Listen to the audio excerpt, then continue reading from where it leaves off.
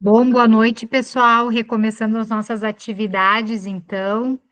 Como eu estava explicando para vocês, o Dr. Kadri Awad, ele teve uma questão logística, né? Está no aeroporto de São Paulo, e por isso não vai poder se fazer presente, mas aí tão, vão estar representando ele, né? Tão bem quanto, né? A Cíntia Mendanha, não sei se é assim, Cíntia, que Isso se mesmo, pronuncia, isso né? mesmo. Boa noite. E boa noite, e a Bruna Nunes, né? Então, nós teremos três palestrantes nesse momento. Boa noite, Bruna. Boa noite. Nós teremos três palestrantes nesse momento, e a gente falo para todos, então, que a intenção foi trazer, né, os dados importantíssimos do Equivia, né, que fazem com que a gente consiga tomar decisões. Um momento. Que é importante para qualquer tomada de decisão você ter, né, dados concretos, né, para ter uma visão de futuro. E aí o Bula então vem com a questão de como tratar esses dados e melhorar essa gestão. Então, deixo então, não sei, Bruna ou Cíntia, qual de vocês duas que quer se apresentar primeiro? Eu vou me apresentar, então. Bem, pessoal, boa noite. Primeiramente, muito boa noite.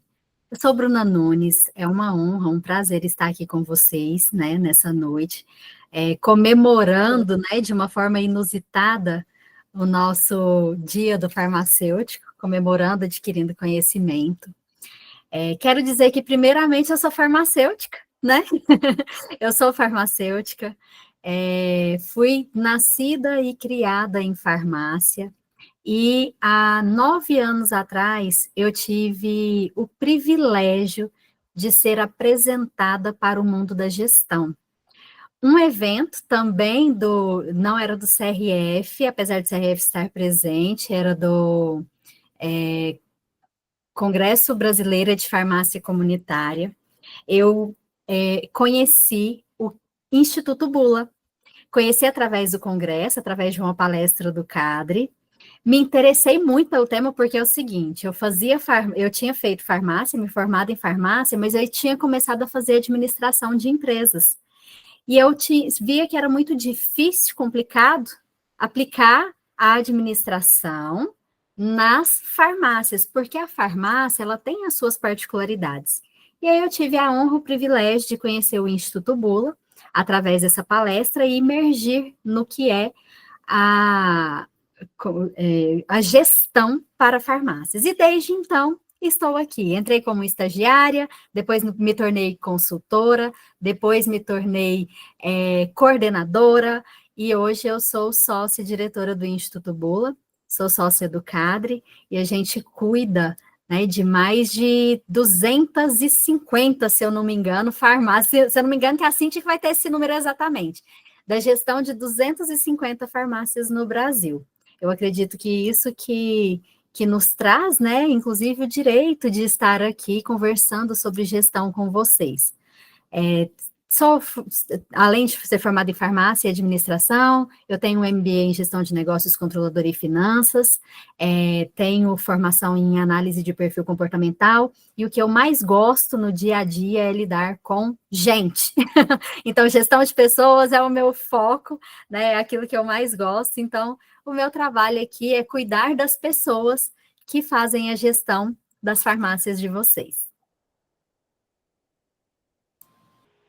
Cíntia? Posso? Boa noite, oficialmente. Obrigada por nos receberem aqui, né, representando o Cadre, depois desse imprevisto. Comprometemos-nos a dar o nosso melhor e responder à altura. Então, vocês têm aqui a diretora de consultoria, que está lidando né, com o Instituto, ali na parte institucional, e estão comigo, eu sou coordenadora do tipo de consultoria. Então, essas 259 farmácias que estão sendo atendidas concomitantemente, estão no nosso time, no time que eu cuido, né, ali. Então, eu sou na operação, cuidando da operação da consultoria, Então, muito case para trazer. Tem muitas farmácias são aí do estado, que a gente trabalha com elas aí do estado. Acompanhamos o que aconteceu com farmácias que eram de clientes, né, nossos, outro de ex-clientes. Enfim, acompanhamos essa tragédia, acompanhamos a recuperação, estamos acompanhando as consequências boas e ruins, que tivemos boas também. Então, temos muita coisa para trazer aqui para vocês, para fazer os comentários que a Giovana, né, a gente vai acompanhar a Giovana nessa apresentação. Sou farmacêutica, né, sou do interior do estado de Goiás, sou de Minas Sul. Comecei minha jornada profissional fazendo o possível para contribuir com a comunidade, onde sempre tive esse ideal de eu quero fazer por muitos, eu quero fazer para muitos. E aí, início eu fui servidora pública municipal, participei montamos uma ONG para cuidar de diabéticos, ela funciona até hoje, chama Diamin, lá no norte do estado. Depois eu parti para a carreira do Poder Legislativo, fui vereadora lá na minha cidade, fui no mundo empresarial, também tive minha farmácia, fui professora em vários tipos de cursos, e, por fim, me encontrei, em 2019, numa vaga de trabalho no Instituto Bula, como consultora. Entrei para essa vaga de trabalho como consultora no setor financeiro. Desse setor, eu percorri outros setores na consultoria, até que, há 1 ano e 4 meses atrás, aproximadamente, assumi a coordenação do melhor time de consultoria do país.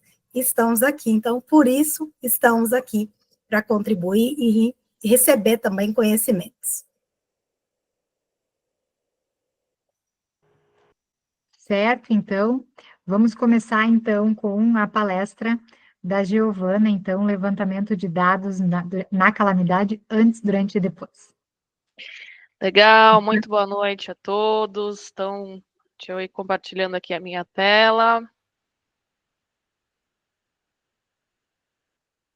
A partir de agora eu não estou vendo mais vocês, então se estiver já aparecendo. Giovana, desculpa, deixa eu só dar um recado, porque provavelmente algumas das pessoas que aqui estão não estavam na primeira palestra, pessoal. Então, deixa eu só deixar alguns recadinhos importantes antes que tu comece. Todos que estão na sala, para a questão da emissão de certificado, nós estamos colocando a palavra presente, por favor, coloquem a palavra presente e o nome de vocês, tá? Para que a gente possa fazer uma conferência dos participantes e os inscritos, tá? Pedimos para que todos mantenham seus microfones no mudo, para evitar ruídos durante a apresentação, e anotem, então, suas perguntas, podem ir colocando elas no chat, que a gente vai chamando o pessoal, né, na ordem que ali elas estiverem, né, na ordem que vocês forem se manifestando. E permaneçam até o final, no final do curso ainda teremos outro sorteio de curso para os farmacêuticos que estão participando, né, curso de extensão lá do ICTQ. Obrigada, então, Giovana, estás com a palavra. Obrigada, Cris. Estou adorando esse evento, uma honra estar participando aqui, vendo que ele está recheado aí de premiações também, né? Muito bom para vocês.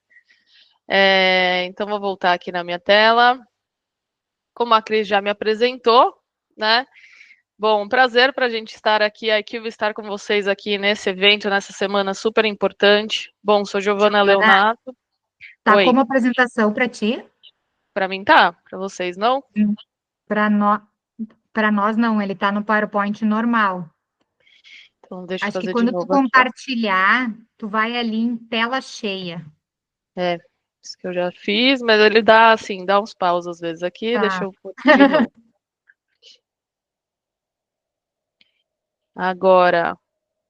Agora foi?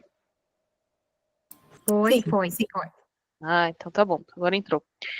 Bom, então tenho 18 anos aí, mais de 18 anos em experiência como atuando em vendas, né, na área comercial e na área de trade marketing, indústrias de bens de consumo, como Colgate, Nivea, Kimberly-Clark.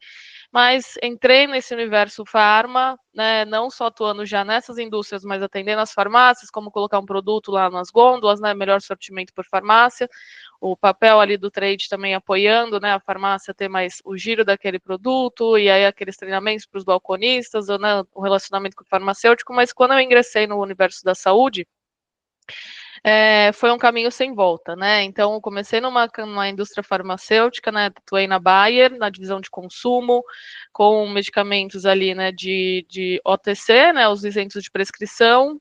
Atuei depois na pandemia na área hospitalar, né? Que a gente chama de non-retail, numa indústria brasileira, à frente da área comercial de grandes redes hospitalares. Então, tudo aquilo que a gente via de venda de propofol, de fentanil, né, de tudo isso que estava sendo comercializado, eu passei por tudo isso, foi um aprendizado muito grande, muito relevante, mas aí ingressei aqui na IQVIA, onde eu já consumia os dados da IQVIA, né, enquanto eu estava na indústria, e vim aqui para essa área de relacionamento com parceiros estratégicos, que é uma área dentro da IQVIA, onde a gente faz a gestão justamente de todos os provedores de dados para a IQVIA. Então, vou explicar um pouquinho, começar a nossa agenda aqui, né? Um pouquinho o que é a IQVIA. Eu dou um pouquinho mais de detalhe para vocês também, o que é essa minha área, né? Quem são os provedores de dados, o que a IQVIA faz, né? Vou dar um overview do mercado farmacêutico brasileiro e aí entrar efetivamente no Rio Grande do Sul, como era, né, a importância do Rio Grande do Sul, como era o mercado antes, o durante e o pós enchentes de 2024. Então, começando aqui apresentando a IQVIA para vocês, né, um universo que pode ser um universo desconhecido, ou para alguns já conhecido, o nome IQVIA, IQVIA, IQVIA, né, a gente tem diversos jeitos de pronunciar aqui no inglês, no português, o entendimento aí de cada um. Então, nossa empresa surgiu há 75 anos atrás como uma empresa de Big Data. Tá, o Instituto IMS já fazia auditoria de mercado do mercado farmacêutico e saúde brasileiro e no mundo, tá, captando dados de venda, de preço e fazendo o mercado para as indústrias também, né? Então, quanto você tem de participação nesse mercado, quanto aquele seu medicamento, quanto a molécula tem de participação. Depois, em 1980, a Quintiles, né, que depois a gente veio a virar ali nos anos 2000, a IMS e Quintile, né, se juntaram, formando a IQVIA já lá para 2016. Então, a Quintiles, ela é uma empresa que iniciou líder em pesquisa clínica. Deixa eu colocar meu pointer aqui. Líder em pesquisa clínica. Então, junto com dados, mais dados de pesquisa, a gente tem a IQVIA hoje como uma empresa de inteligência conectada. Então, uma empresa global, líder de mercado, desse mercado de auditoria e serviços para a saúde no mundo. Estamos presentes em mais de 16 países, na América Latina, mais de quase 5 mil colaboradores aqui na nossa região, né, da América Latina, mais de 1.600 parceiros estratégicos de dados, então de provedores de dados, que são justamente os varejos farmacêuticos, os distribuidores, né, que atendem esse varejo farmacêutico, o non-retail, que é o que a gente chama do canal institucional, que são os hospitais e clínicas de vacina, distribuidores que atuam nesse canal também, mais institucional, que atendem os hospitais, as clínicas também com outros medicamentos especializados, né? Temos mais de 350 clientes ativos aqui. Quem são os nossos clientes? Os laboratórios, os fabricantes, aqueles que querem adquirir os dados da IQVIA, né, desse mercado que eu montei, que eu tenho os dados e transformo ele em inteligência, para justamente esses clientes, como eu mencionei, verem sua performance no mercado. A gente está presente em mais de 100 países no mundo, né? Temos uma atuação muito grande, então a nossa empresa, ela começa com a informação, então, com dados, né, de demanda, prescrição, diagnósticos. Eu tenho uma periodicidade né, dados semanais, mensais e já também dados diários. Então, tudo que acontece é em real time, né, que a gente fala. Eu tenho como captar esses dados. Aí eu tenho também uma frente aqui na IQVIA, né, de tecnologia, onde a gente oferece soluções de tecnologia para clientes, sejam clientes da IQVIA ou não, né, como, vou criar um dashboard, uma estratégia de CRM, um e-commerce, ou na minha empresa aqui, quando a gente fala com a indústria, né, ou com o próprio distribuidor, eu quero fazer uma estratégia de força de vendas, quero ver um terceiro aqui, você me ajuda com ter um parceiro, um colaborador terceiro da IQVIA que já entende o universo IQVIA e dados de mercado, para eu entrar melhor agora nessa análise de dados de mercado e estar melhor com os dados na mão hoje, com esse mundo de tecnologia muito mais avançado. Temos também consultoria e serviços, né, de pesquisas. Então, assim como o Real World Solutions, né, e as pesquisas, aqui é onde a gente já começa a ter a participação da IQVIA, aquele lado que era Quintiles, em toda a parte de pesquisas clínicas e consultoria. Então, a gente participa do desenvolvimento de dossiês, gestão de evidências, publicação científica, escrita médica, aí desenvolvimento e pesquisa, né? Então, recentemente a gente passou aí pela Covid, né? E depois pela dengue. Então, na Covid, todas as vacinas que foram lançadas no mundo para a Covid, em algum momento elas passaram pela IQVIA, na parte de pesquisa, na parte de estudos ou elaboração de dossiê. Então, todas elas passaram aqui por nós também nessas áreas, né? Antes e depois aparecer aqui no mercado todo, para todo o varejo, né? Para o mercado.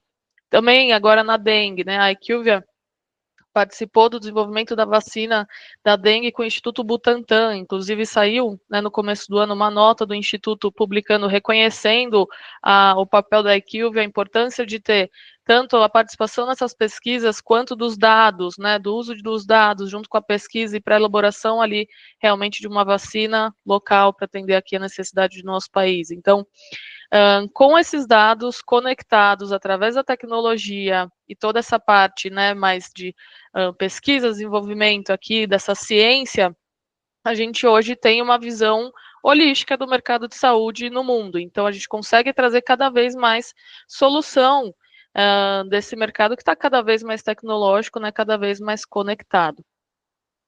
Então, falando um pouquinho do mercado farmacêutico brasileiro, dando grandes números para vocês aqui, como a gente já fala para o mercado e leva muito também aí para os varejistas, né, em grandes fóruns e eventos que a IQVIA promove também, né, também nos institucionais. Então, assim, a farmácia hoje, ela tem um papel muito importante, veio, né, desenvolvendo e se consolidando nesse papel muito importante no país através do acesso a medicações, né, e o acesso desses mercados para a população brasileira. Então, quando a gente olha as UBSs, a gente tem uma concentração das UBSs, onde a gente tem mais concentração da população também, mas ainda é muito disperso. Eu tenho uma UBS para cada 5.300 habitantes.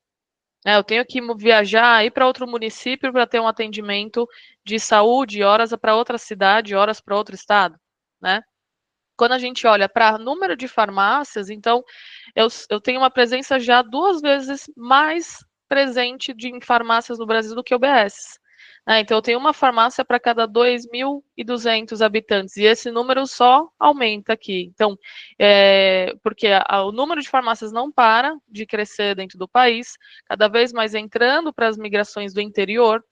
Então, a farmácia, e vocês atuando ali, farmacêuticos, né, nas farmácias, vocês têm um papel muito importante para ser o primeiro atendimento à saúde da população, né, aquele primeiro acesso de contato com a população e o acesso à medicação também, tá? Então, ao longo dos anos, né, até as principais mudanças regulatórias que vieram acontecendo, vem favorecendo, né, o farmacêutico, esse papel da importância do farmacêutico e da farmácia em relação à dispensação e acesso à população a medicamentos e serviços. Então, desculpa. Já lá em 2010 e 2011, a gente teve ampliação do farmácia popular, né? Recentemente a gente teve agora uma nova ampliação também desse programa. Veio em 2012 a regulamentação das atribuições ao farmacêutico, né, no CFF. Os medicamentos isentos de prescrição voltaram a ter acesso ao consumidor. Então, acesso, né, sempre estou falando muito acesso aqui. Aí depois a gente teve em 2014 a regulamentação dos serviços farmacêuticos. Aí em 2017 a vacinação em farmácias, né, depois a prescrição eletrônica ali durante a pandemia, exames clínicos, e a gente vê cada vez mais que a farmácia realmente está se fortalecendo aqui no nosso país, o que já é uma realidade fora, para ela ser esse primeiro ponto de contato à saúde, esse primeiro ponto de contato da população em uma análise, em um exame, um diagnóstico e até mesmo uma telemedicina e aí acesso à medicação. Giovana? Sim. A gente pode ir comentando, parando você prefere depois dar um espaço? Não, pode ser, porque eu vou Pode nesses ser? blocos, então a gente vai fazendo por bloco. Não, beleza. Não, só comentar sobre isso, né? Sobre a importância da farmácia, da drogaria, nessa questão da saúde da comunidade. E olhar isso, né? Que o número de farmácias vem crescendo cada vez mais, a gente percebe, né? Farmácias abrindo o tempo todo. E a presença da farmácia, pensando como estabelecimento de saúde, a presença dela, né, garantida, a gente precisa ter dados para analisar, para fazer uma boa gestão, então ter a farmácia como um negócio também, né, um negócio, algo que está aberto ali, que precisa ter lucro, que precisa ter um faturamento saudável, então é importante a gente entender que aqui você está falando de farmácia como estabelecimento de saúde, e eu preciso desses dados para olhar a farmácia como um negócio que precisa dar lucro. Legal. Bom, é isso mesmo. Então, vou passar para mais dados aqui, onde justamente a gente traz essas informações. Então, estou falando muito do ponto de vista da saúde, né? Então, ser um ponto de primeiro atendimento, de acesso da população cada vez mais a medicações, né? A serviços também, justamente porque a gente sabe que o nosso país tem extensões aí continentais, né? E aí é justamente operar a farmácia como um apoio ali à presença de onde eu não tenho uma UBS, onde eu não tenho ali uma UPA, onde o hospital mais próximo está a 3 horas de distância, a farmácia se torna muito estratégica nesse momento, né, também. E pesquisas que a gente realiza aqui na IQVIA, eu tenho um exemplo aqui para vocês, né, que a gente traz do ponto de vista do consumidor. Então, quando a gente fala que os serviços farmacêuticos começaram a ser oferecidos na farmácia, a gente perguntou para uma gama de consumidores, né, se ele tem conhecimento em que serviços a farmácia oferece e quais serviços ele já utilizou. Então, mais popular e os mais utilizados é aquela boa e velha medição de peso, né, uma checagem de pressão, os testes da Covid aparecem aqui, né, nesse momento que a gente veio de pandemia, a aplicação de remédios injetáveis, então eu tenho ali como fazer uma aplicação de alguma medicação em alguns casos, isso tudo é o que o consumidor respondeu para a gente, tá? Então, ele vê que lá tem, sim, a farmácia oferece teste de glicemia, colocação de brinco, exame de gravidez, mas olha aqui, ó, vacinas, exame de dengue, hemoglobina, outros exames ainda têm um baixo conhecimento, né? Ele ainda tem uma baixa awareness, que a gente fala, né? Eu não tenho conhecimento que a farmácia realiza tudo isso. A grande maioria está aqui, ó. Medição de pesos, checagem de pressão e teste da Covid. Quais desses serviços você efetivamente já realizou? Peso, checagem de pressão, né? Uma aplicação de remédios injetáveis, um teste da Covid, mas olha a vacina. Olha ali teste de glicemia, exame de gravidez, olha o exame da dengue, hemoglobina e outros. Né? Então, muito baixo. E aí, olha o curioso, quando a gente pergunta, tá, mas você concorda, qual é o seu nível de concordância de você realmente ir à farmácia e realizar um exame lá, ou realizar um teste lá, né, aplicação de uma medicação. Então, quando a gente vê esses dois blocos mais para a direita, eles são de positividade, então eu concordo totalmente, e aqui esses outros de discordo e discordo totalmente. Então, quando a gente vê aqui, ó, alguns exames simples podem ser apropriados em farmácias, a grande maioria concorda. Confio totalmente na farmácia que frequento para realizar exames, né? Mais da metade aqui concorda já. Então, confio na farmácia para realizar um exame. Eu confio plenamente no farmacêutico para realizar um exame com ele. Aí, mais que a metade, né? A metade ainda discorda. E aí, o que a gente vê também, né? Os farmacêuticos podem fornecer aconselhamento de orientação de exames? A grande maioria vê o farmacêutico como um papel importante e ele confia nele para realizar exames. Quando a gente fala de vacinas, né, a mesma coisa aqui. Então, não me sinto à vontade para tomar vacina em farmácia. Ainda tem, olha só aqui, ó, eles discordam, a grande maioria discorda em não se sentir à vontade. Ou quer dizer, a grande maioria concorda que sim, eu tomaria uma vacina na farmácia. Eu confio na farmácia para tomar uma vacina, né? Eu confio plenamente no farmacêutico para aplicar uma vacina. Olha como é baixo aqui esse número versus a maioria, né? Só que ainda poderia ser maior, né? E o que a gente quer dizer com isso, gente? Que a gente vem trabalhando aqui na IQVIA junto, né, com o mercado, os varejistas, as associações de farmácia, é cada vez mais gerar conhecimento desses serviços, né, de as farmácias estarem preparadas com as suas salas de exames, as suas salas ali de atendimento estruturadas nas suas farmácias para atender a população. Né? Então, do ponto de vista de utilizar a farmácia como um negócio, em muitos casos, quando a gente sai da região da capital, da região metropolitana, o interior, você tem bandeiras de redes de farmácia que ela é a referência daquela região, daquele bairro, daquela cidade. E que o varejista pode ter uma grande oportunidade, da onde ele já tem o relacionamento, porque o balconista ou o próprio farmacêutico ali da farmácia, né, já é o médico referência para aquela família que vai ali a vida inteira. Né? Então, como você também fideliza ainda mais ele e dá mais acesso, traz novos serviços aqui para ter cada vez mais também lucro, rentabilidade, diferenciação e estar ali cada vez mais fidelizando esse paciente, né? Então, esses são alguns serviços que a IQVIA pode promover aqui também. Vamos entrar agora em grandes números? Alguma pergunta até aqui? Então, vamos lá. Então, aqui a gente traz uma análise, né, como a gente sempre publica, né, os nossos dados para os nossos parceiros, né, uma análise nos últimos 5 anos, tá? E a gente olha aqui o year to date. O que é o year to date? É o período acumulado de janeiro até onde a gente está. Então, essa apresentação foi feita com os dados de julho, tá? A gente está liberando agora os dados de agosto. Então, de janeiro a julho de 2024, a gente compara com o mesmo período do ano anterior. Então, eu estou comparando janeiro a julho de 24 versus janeiro a julho de 23.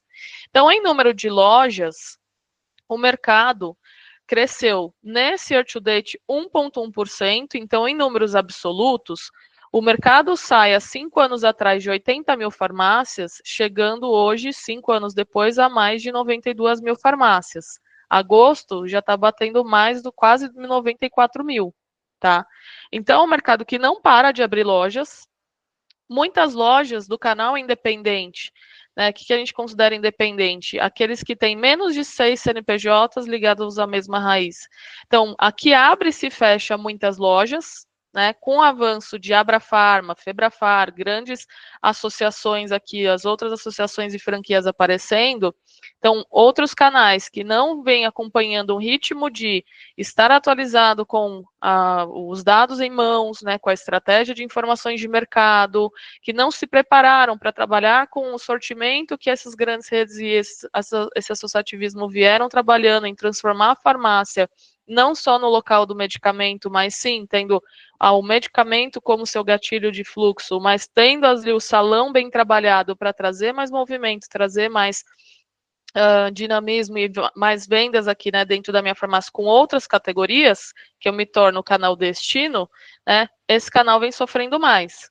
E em faturamento, a gente analisa as vendas em CPP, que é o preço que a IQVIA faz, que é o preço que o consumidor efetivamente pagou daqueles produtos nas lojas, uma média Brasil. Então, a gente vê que tanto em faturamento, em número de lojas, o canal independente, por número, ele é o maior, mas a Abrafarma e a Febrafar vêm ganhando mais importância em número de lojas dentro desse mercado, em faturamento também. Então, a Abrafarma, só as redes Abrafarma detêm já 47% do mercado total farmacêutico brasileiro, seguido da Febrafar e Farmarcas, né, que estão ali em segundo lugar, também ganhando extremamente boas participações aqui nos últimos períodos. O canal associativismo vem também ganhando importância, mas se mantendo estável aqui nos últimos períodos em participação, em faturamento, tá? O independente perde participação em faturamento, então eu tenho ali uma diminuição no número de lojas, consequentemente perdendo faturamento, perdendo relevância dentro desse todo, e outras redes também. Então o mercado cresce 11,2% em faturamento no year to date, atingindo 125 bilhões de faturamento em reais, com 93 mil farmácias. Isso é um recorte Brasil. E onde está o Rio Grande do Sul? Né? Então, quando a gente olha aqui, primeiro eu vou começar aqui da direita para a esquerda. Então, quando eu olho em ranking de importância das vendas por estado aqui no mercado brasileiro, São Paulo é o maior, com 25% de importância, sendo que São Paulo é um estado, né, mais consolidado. Se eu vejo São Paulo, Minas, Rio e próprio Rio Grande do Sul, já são regiões mais consolidadas, onde o varejo farmacêutico já tem mais presença, né, do mercado farmacêutico. Eu tenho regiões, por exemplo, em capitais que eu não tenho mais onde expandir, não cabe mais farmácia, já, né, e ainda assim abre uma ou outra. O Rio Grande do Sul, ele é o quarto no mercado farmacêutico, assim como ele também é o quarto no PIB, né, na geração de PIB do nosso país.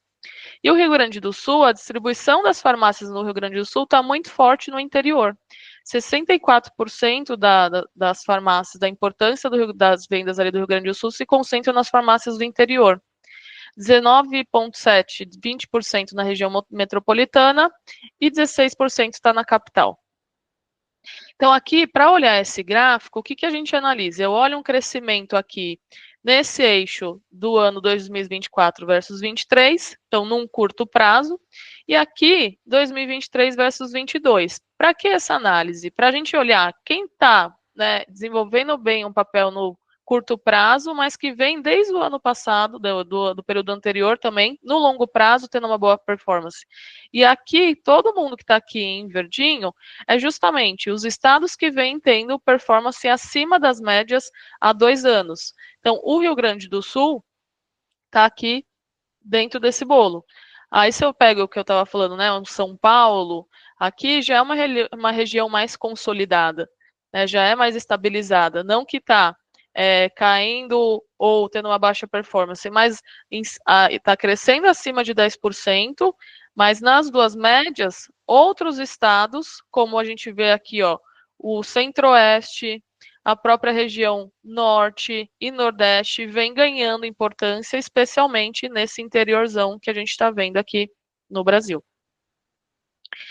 Então, indo agora especificamente para o Rio Grande do Sul. O Rio Grande do Sul, a gente traz aqui um recorte agora, quebrando os blocos redes, onde eu tenho todas as redes de farmácia, Abrafarma e outras redes, tá? As associações e franquias estão, então, Febrafar, Abrafad, Unifabra, todas, Fecofar, todas estão aqui. E o canal independente mesmo, que eu não sou associado e eu não sou também uma rede, tá? Então, a gente quebra o mercado dessa maneira quando a gente vai olhar o Rio Grande do Sul. Então, quando a gente olha aqui em unidades, então, o mercado em unidades e também em vendas, em unidades, o Rio Grande do Sul, a gente traz agora uma visão mês a mês, para a gente entender os períodos de enchente, tá?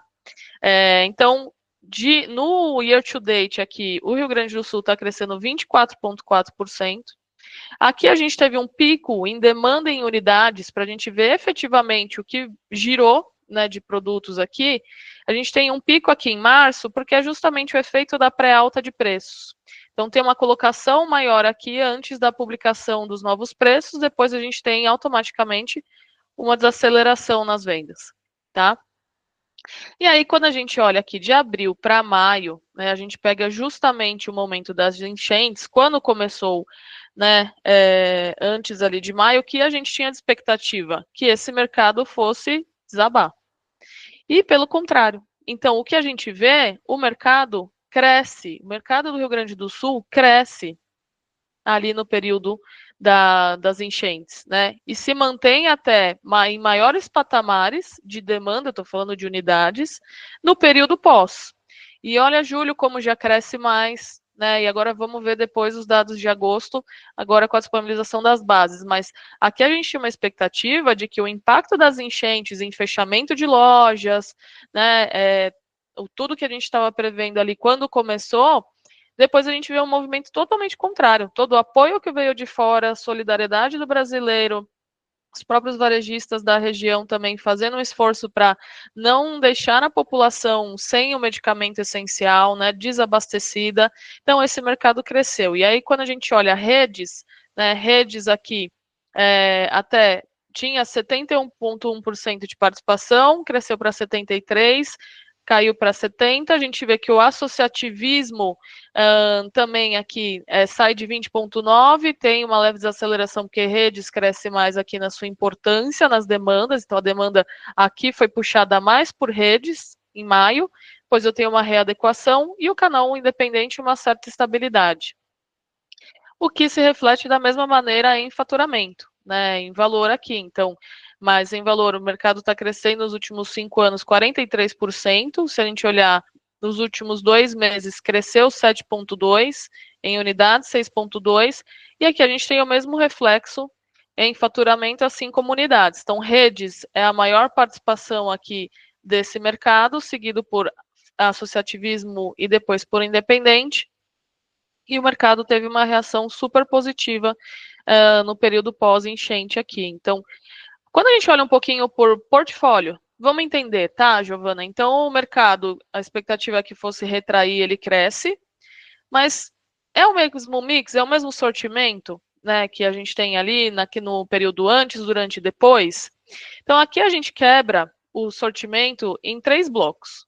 Os medicamentos isentos de prescrição, que é o vermelhinho, o não medicamento, que é tudo que não é, a gente considera salão, né? Mas tirando ali os MIPs, tudo que está aqui de não medicamento e a prescrição, então, todos os medicamentos efetivamente prescritos. E o que a gente vê, então, a medicação de prescrição, ela é o grande drive de fluxo dentro da loja, né? Da farmácia. Mas a gente vê que o não medicamento, ele vem crescendo muito forte, e os medicamentos isentos de prescrição se mantêm. E olha aqui no momento da pandemia, da alta de preços, depois no momento que a gente vem aqui para as enchentes, as 3 categorias, eu vejo que a prescrição, ela se mantém aqui com uma leve queda, né, mas se mantém estável.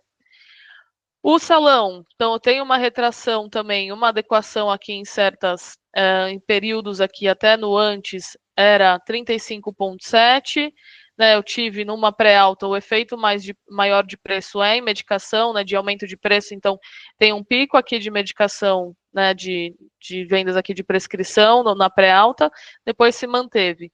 Então, todas elas crescem, aí o que a gente foi analisar aqui com os nossos dados? Entendi, mas esse salão aqui e esse medicamento, como que foram nas categorias? Então, nesses grandes blocos, a gente vê que em prescrição, que é esse bloco aqui, por mais que ele se manteve de certo modo estável, os medicamentos de antibióticos cresceram muito nesse período aqui durante para o pós-enchentes, tá? Então a gente vê que a prescrição está muito puxada por antibiótico. Os MIPs vieram muito puxados nesse período por antigripais e expectorantes. Então eles aumentaram numa velocidade 3 vezes maior do que o mercado. Justamente no período onde a gente veio enchentes, a da chuva, o frio, né, a gente vê os antigripais e expectorantes puxando aqui esse mercado de MIP. E o não medicamento, a gente vê que categorias como desodorantes, fórmulas infantis, né, outras categorias aqui que eram consumidas no período, deixam de ser importante nesse período de enchentes daqui para cá, e sabonetes, cremes dentais, absorventes, aqueles itens de higiene básica, né, eles ganham importância. Então, eles que destacam aqui nesse período no não medicamento, tá? Então, a gente vê uma mudança de cesta de consumo. Prescrição muito voltada para antibióticos, os isentos de prescrição, né, voltado muito para antigripal expectorante, e aquela cesta de não medicamento, que eu tinha uma cesta até mais variada, eu foco exatamente no que é essencial: sabonete, creme dental, absorvente. Só que tem um ponto aqui, pessoal, também que vale a pena a gente levar em consideração, né?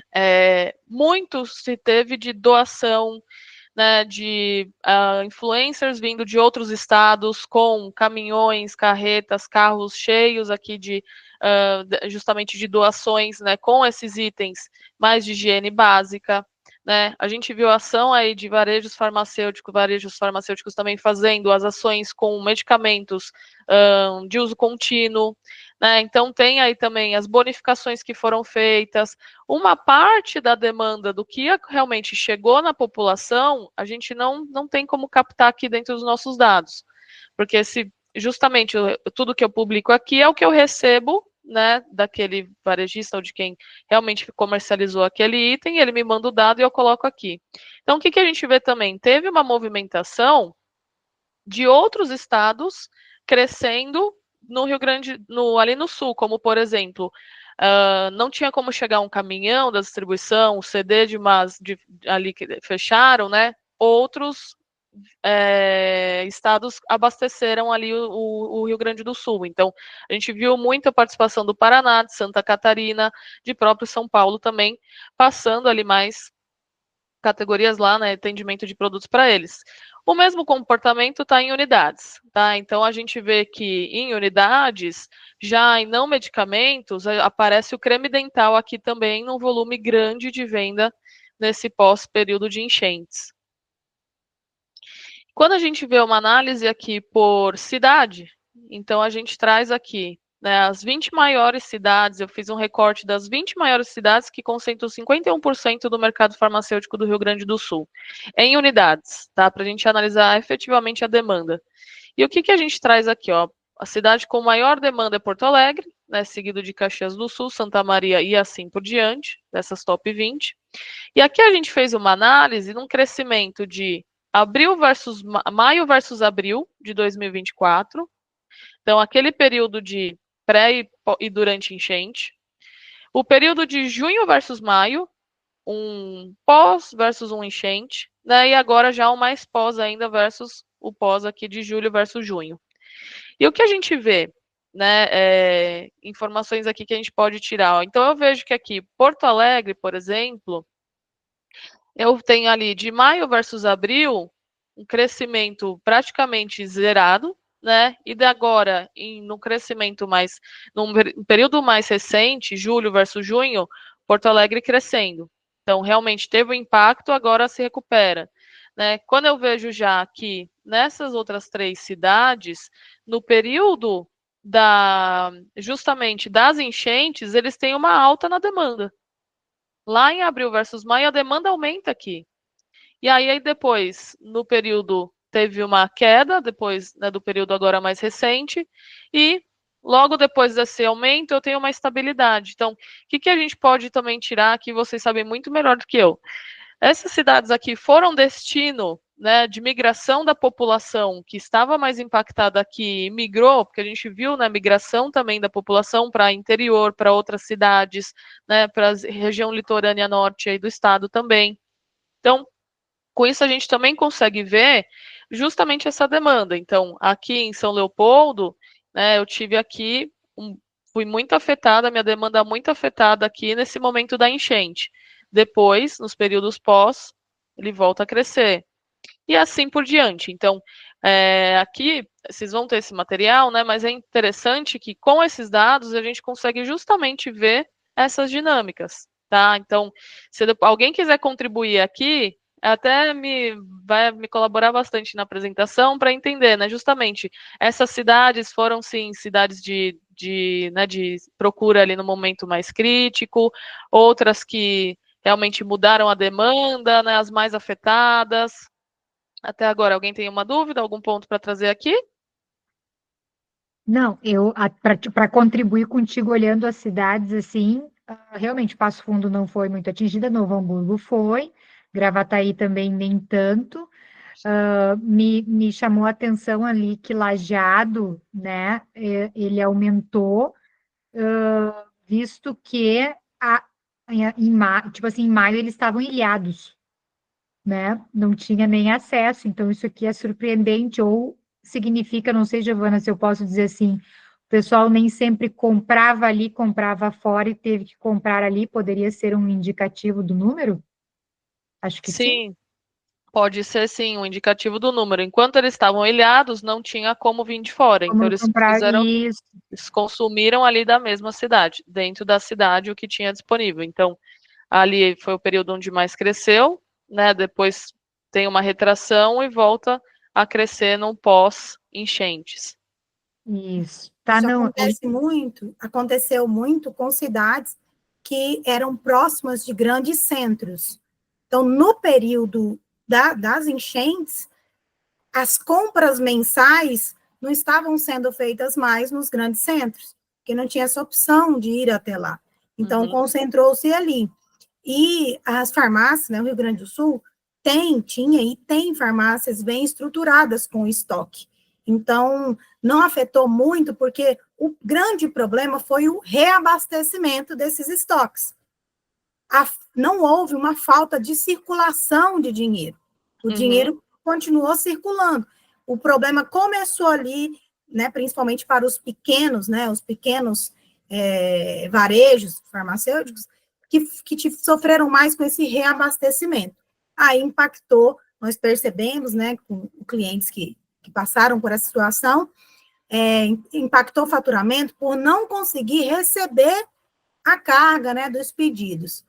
Mas quem tinha, né, então as grandes farmácias de grandes redes mesmo sofreram menos, porque tem um estoque de segurança maior, mais amplo. Perfeito, obrigada pelas contribuições. Então, é justamente isso, né? Aqui a gente tem os dados e aí a gente coleta esses insights para ver o que faz sentido até, né? Mas foi muito isso que aconteceu. Então, esses crescimentos estranhos, assim, que chama atenção, as cidades que ficaram ilhadas, o consumo foi local, tiveram as migrações, tiveram, sim, aqueles municípios que não tinham aquela demanda, vai uma pessoa lá, né, e compra o estoque inteiro daquela loja para distribuir, para a população também dar um pico de vendas. Então, a gente está construindo essa análise, né, para entender. Agora, esse período vai ficar marcado, né, durante ali, antes e durante as enchentes, e como que está sendo a recuperação agora. E quando a gente vê aqui por as farmácias, né, a gente vê agora um pouco do estudo do que realmente farmácias foram atingidas, a gente vê que quase metade das farmácias do Rio Grande do Sul tiveram queda na demanda em maio, né, justamente no período das enchentes. Então, a gente vê que a gente quebra em dois blocos também, unidades e valor. A gente vê todas as farmácias aqui do Rio Grande do Sul, quanto que elas representam em faturamento, né? Então, eu tenho ali 1,3 bilhões de faturamento, crescendo 3,3 de julho versus junho. Mas as farmácias em crescimento, então, eu tenho uma boa parte desse 100% aqui, né? 33% das farmácias estão crescendo, né? 20%. 8% das farmácias estão com faturamento neutro, 0,1%, e farmácias em queda, 8,4% desse faturamento está em queda em 31,5%.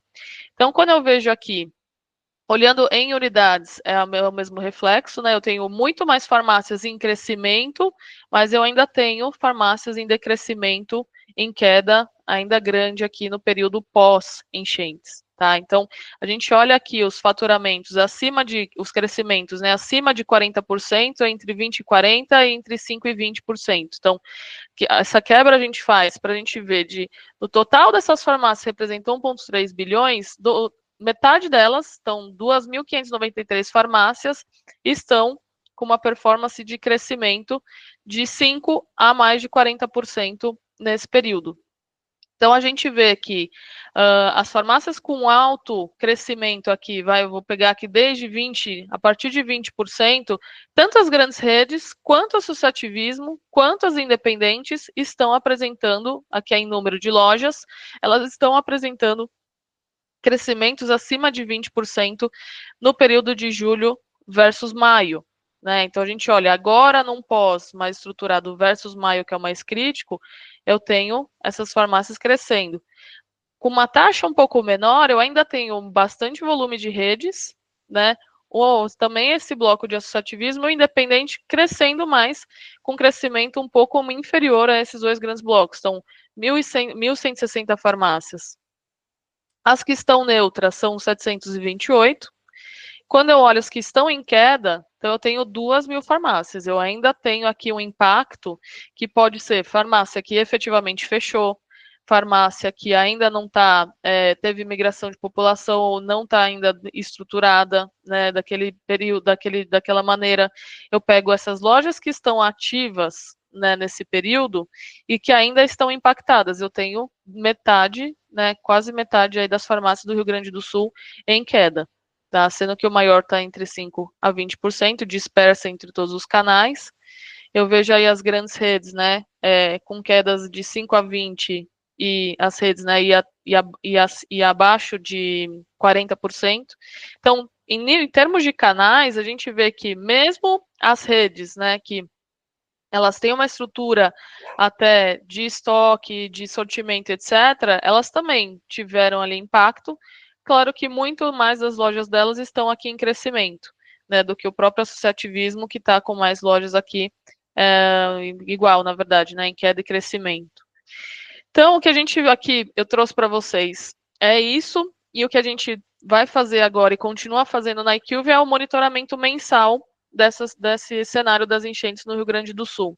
A gente esperava realmente um cenário de involução, né, de queda do mercado, e muito pelo contrário.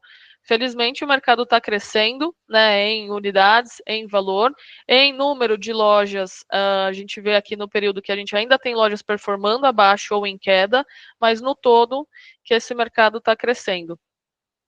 E é isso que eu trouxe aqui para vocês. Eu deixo aqui o meu contato, tá? O meu e-mail, o meu LinkedIn, e fico aqui à disposição para dúvidas, perguntas, questionamentos, ou dar a palavra aí para as próximas nossas parceiras aí agora do Bula também. Obrigada pela oportunidade. Obrigada, Giovana. É impressionante os números. Eu fiquei abismada, não esperava essa realidade que você mostrou. Obrigada mesmo. Obrigada, Giovana. Conosco. Cristine, eu gostaria que tu lesse o comentário da Andressa, que ficou muito bem colocado ali perante a apresentação excelente da Giovana. Obrigada. Tá bem. Obrigada. Tá bem. A Andressa está colocando assim: muitas lojas no centro de São Leopoldo, por exemplo, ficaram alagadas e perderam suas mercadorias. Grandes CDs também ficaram alagados. Então, as mercadorias foram direcionadas para as lojas que não tiveram danos, suprindo assim as necessidades da população das cidades vizinhas, e a venda online foi bem alta. Esse também é um dos motivos do aumento das vendas em Novo Hamburgo, Passo Fundo e Gravataí. Sem se falar nas doações que contribuíram muito para essas vendas. Obrigada, Andressa. Andressa, obrigada pela contribuição. Eu não sei, gurias, a Cíntia e a Bruna, como foi de última hora, vocês têm uma apresentação ou vocês vão fazer só uma continuação? Vocês têm apresentação para fazer? Vão colocar alguma tela? Compartilhar a tela? Não vamos colocar a tela, não. Tá. A programação era Eu só vou... Pode ir. Eu só vou só pedir para o pessoal de novo, para quem entrou depois, pessoal, por favor, coloquem o seu nome com a palavra presente na frente, né? E a gente vai fazer então um sorteio mais no final da apresentação das meninas. E podem deixar vão colocando suas perguntas que a gente vai passando para elas no final da fala da Cíntia e da Bruna.